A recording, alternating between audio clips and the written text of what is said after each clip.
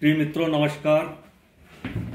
मैं ओपी शर्मा ज्योतिषाचार्य नई वैद्य ज्योतिष परामर्श केंद्र में पुनः एक नए विषय के साथ आपसे रूबरू होता हूं। जैसे कि हम लग्न वाइज कौन सी महादशा आपके लिए शुभ परिणामदायक होगी और कौन सी महादशा अशुभ परिणामदायक होगी, तो इसके बारे में चर्चा कर रहे थे।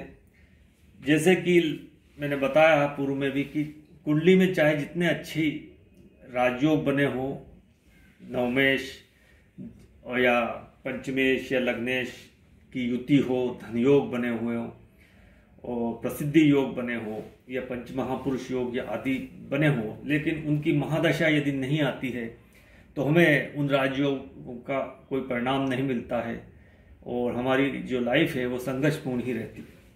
तो आज हम इस वृषभ लग्न, यदि आपकी कुंडली 2 नंबर से आरंभ होती है तो आपका जो लग्न है वो वृषभ लग्न है। दो नंबर अर्थात जब आपका जन्म हुआ होगा तो जो वृषभ राशि वो पूर्व दिशा में उदय हुई होगी, तो उस समय ये वृषभ लग्न बनता है। तो वृषभ लग्न में जो शुभ ग्रह होते हैं वो सबसे शुभ ग्रह इस वृषभ लग्न में होता है वो शनि होता है, इसके बाद बुध होता है, इसके बाद शुक्र होता है। और जो अशुभ ग्रह है इसमें मंगल सबसे अशुभ ग्रह, इसके बाद गुरु और चंद्र, और सम परिणाम प्रदाता ग्रह जो है वो सूर्य है। और राहु केतु जैसा कि बताया अपनी स्थिति कुंडली में किस तरह की उस तरह से वो परिणाम देती है। तो शनि यहाँ पर सबसे ज़्यादा शुभ परिणाम प्रदाता ग्रह क्यों है कि इस वृषभ लग्न में शनि जो है वो प्रबल योग कारक ग्रह होता है, अत्यंत योग कारक ग्रह होता है। योग कारक इसलिए है कि इसकी जो 2 राशियां होती है मकर और कुंभ, वो दोनों केंद्र त्रिकोण में, जैसे ये मकर राशि त्रिकोण में है तो कुंभ राशि केंद्र में है, तो केंद्र त्रिकोण दोनों का संबंध यह ग्रह बनाता है और इससे यह जो ग्रह है ये बहुत ही शुभ परिणामदायक होता है। इसकी महादशा में वृषभ लग्न के जातकों को बहुत ही शुभ परिणाम प्राप्त होते हैं। इसके बाद जो बुध ग्रह है वो धनेश भी है और पंचमेश भी है, पंचमेश त्रिकोण का स्वामी है और यह धनदायक ग्रह है और ये लग्नेश के मित्र। पंचमेश जो त्रिकोणेश जो होते हैं वो हमेशा लग्नेश के मित्र ही होते हैं। तो बुध यहाँ पर द्वितीय सबसे शुभ परिणाम प्रदाता ग्रह होता है। और अंत में शुक्र जो है वो जो कि लग्नेश है वह पवित्र ही है, लेकिन तीसरे नंबर पे इसलिए लिखा क्योंकि इसकी एक राशि जो है वह षष्ठम भाव में भी पड़ती है। तो हालांकि वो जो शुक्र है लग्नेश होने के कारण उसका वो शुभ परिणाम ही देगा, लेकिन कुछ वो षष्ठम भाव का परिणाम भी देने के लिए बाध्य है। लग्नेश होने के कारण वो षष्ठम के परिणाम बहुत ही निम्न होंगे। तो कुल मिला के तीनों ग्रह जो है वो वृषभ लग्न के लिए शुभ ग्रह है।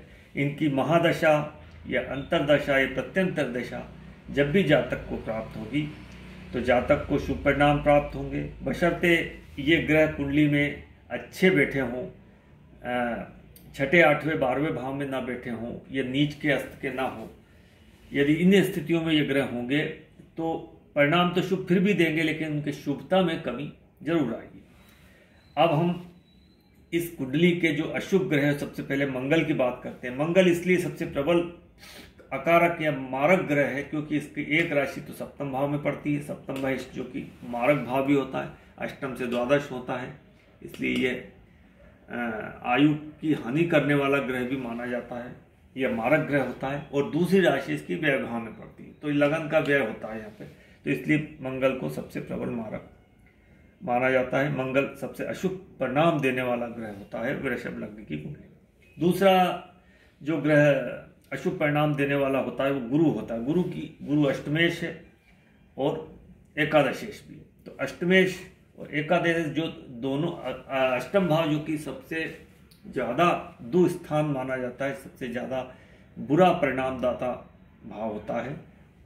और दूसरी जो राशि पड़ती है वो एकादशेश भी है, एकादशेश भी अशुभ भाव माना जाता है, इसलिए गुरु भी यहाँ परिणाम अच्छे देने की स्थिति में नहीं रहता है।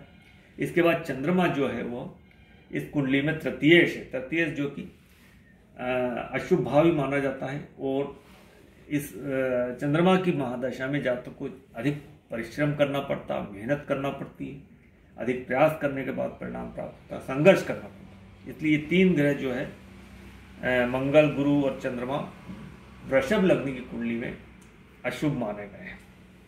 और जो सूर्य है वो सम ग्रह माना गया है। सूर्य जो है वो हालांकि चतुर्थेश है, चतुर्थ के परिणाम इनकी महादशा में निश्चित रूप से मिलते हैं, लेकिन जो लग्नेश है उसका शत्रु भी है। और पाराशर के अनुसार ये जो सूर्य है क्रूर ग्रह है। क्रूर या अशुभ ग्रह जब केंद्र के स्वामी बनते हैं तो उनकी क्रूरता में या अशुभता में कमी होती है, तो ये कहीं ना कहीं इस शुभ परिणाम ही देंगे, लेकिन मैंने उसको सम ग्रह माना है। और राहु केतु जो वृषभ लग्न कुंडली में जो है वो किस स्थिति में बैठे हैं उस अनुसार परिणाम दे।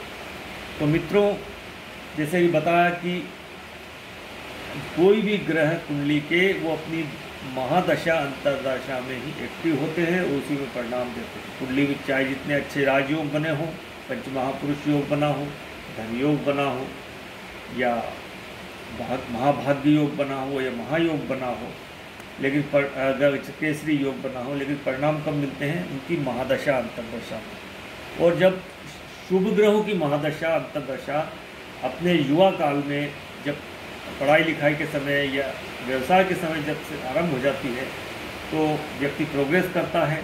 और यही एक भाग्यशाली व्यक्तियों की निशानी है कि जो उनके कुंडली के शुभ ग्रह है वो सही समय पे एक्टिव हो।